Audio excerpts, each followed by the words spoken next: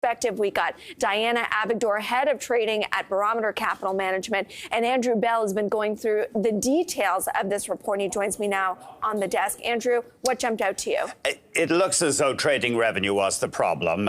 You touched on that earlier. So the profit was 5 or 6 cents below expectations. Adjusted profit down 6% year over year for National Bank. And I think you noted this, Amber. It's been an investor darling. It's led the banks higher this year. So giving up about 2 to 3% in early trading.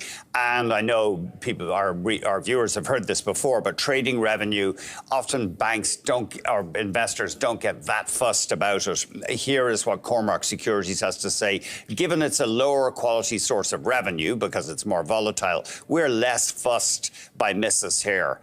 Well, because the core banking business held up and net interest margins, I believe when you exclude the trading business, actually ticked up from the previous quarter. And you didn't see that at the other major banks. Yeah, I mean, the bank is still growing. And there's what Barclays has to say. Underlying growth was decent. And so no fundamental problem, it appears. Now, there was provisions for loans were up marginally for underperforming loans. They were $111 million, but Cormark was looking for $115 million. So certainly they rose, but I don't think that's alarming, analysts, this morning. And we've seen that across the banks. They're all taking them up because they were very low during the post-pandemic period. That's right. And expenses were up about 7% year over year, but that's less than some of the other banks. Yeah. So it looks as though this could be a knee-jerk reaction to that top-line earnings miss. I mentioned the outperformance of the stock, in part because it is domestic focused. Are there any other drivers to why the stock has been doing particularly well? The fact that they're not in the United States is one big thing. A big part of the story, though, is speculation. Will they buy Laurentian Bank? Oh, okay. Now, at the time when Laurentian indicated was looking for alternatives last month, Veritas, Nigel D'Souza, said, and TD said, we think National Bank could be a logical buyer here because they both have Quebec focus, or they have extensive operations in Quebec.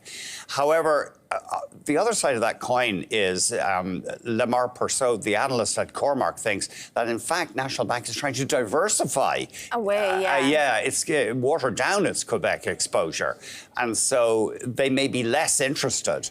And at that time, the Cormark analyst assigned only a 25% possibility to Laurentian actually finding a buyer, because Royal Bank's busy with its acquisition or would-be acquisition of HSBC's Canadian operations.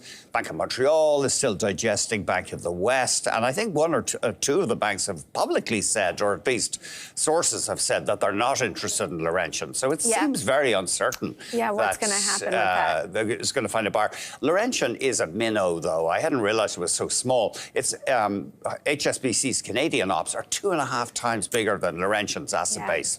All right. Thanks so much, Andrew Bell, for putting those issues on our radar.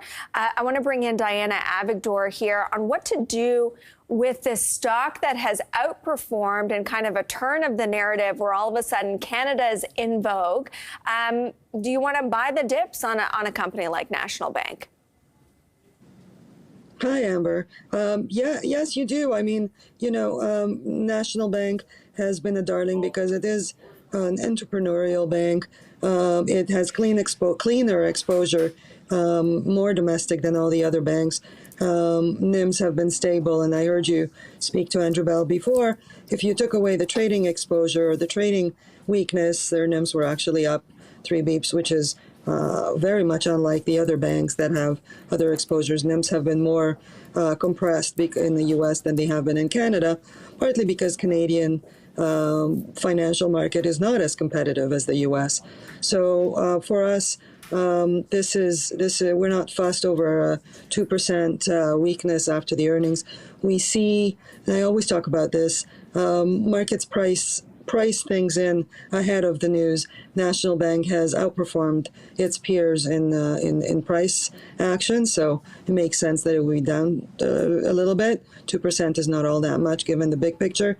Yesterday, some of the banks that reported weaker quarters actually traded up. So it kind of shows you where they're positioned in terms of pre-earnings setup. Yeah, although, when people do talk about buying the dips in the banks, they often point to valuation. And I wonder if National is just as attractive on valuation given the run-up. I mean, it's got kind of the same PE, which is a simple way of looking at it as nearly Royal Bank, which, historically has not been the case. Yeah. Canadian banks are trading very, very low valuations, low price to book. You're getting paid to wait this out. Banks will generally work in the same direction, plus minus to where the economy is going, and with the fear that we're slowing down, and the economy has slowed down somewhat given the rate hikes. These banks have priced that in, and you're starting to see, just like you're seeing on some other things in the market, you're starting to see where the negative news no longer impacts the pricing.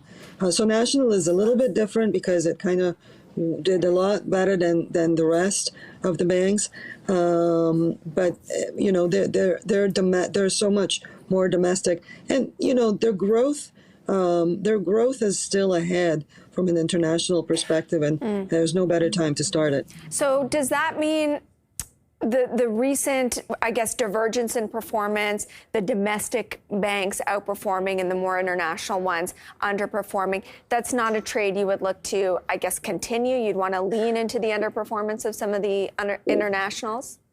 Well, so we own TD as well, and we like it. We actually own more TD than National in big pictures in dollars, but we own both. And the reason we like TD is, they actually lost 16 beeps in NIMS because of their U.S. exposure. Yeah. But it traded up after the report. And, it has a pretty high a strong capital position. It has a couple of billion of excess capital. TD is also buying back stock at a higher than expected level. So the quick answer to your question is yes, we would buy the cheaper and the international growth. There is a sense that NIMS have compressed enough, and they're probably going to stop compressing in the U.S.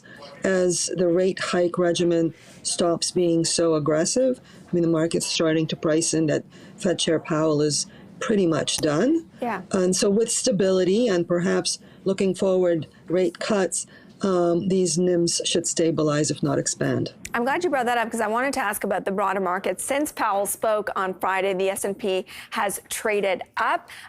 We're now on a 4-session hot streak if today's gains hold. And it seems like we're back to that old refrain that bad news is good news when it comes to the economic data, the job picture. It seems like it's not tightening anymore and maybe is loosening. Are you in that camp that, November rate hike odds are definitely looking like less of a probability? So this is a great question because we are now at the toughest time for policymakers because how much more calibrating they need to do given that their rate hike impacts are going to be delayed in what we're seeing. Weaker than expected data is now pricing in a lower yield, and so that's supportive of the market, but we don't want it to be too much. The good thing that's been happening is this: the U.S. labor market has been in a bit of a dissonance, and that's coming into balance. So, people were, look at a year ago, people were quitting, very confident that they would get another job very quickly, and then, jobs offered were not in line with the people looking. It was a lot tighter. It's now coming into balance, which is putting less pressure on the wage component of the unemployment market without losing actual jobs. So the JOLTS number yesterday actually showed a little bit of weakness, but the labor market is coming more in balance, which is great for the wage component, which would be inflationary if it continues to rise too much. All right.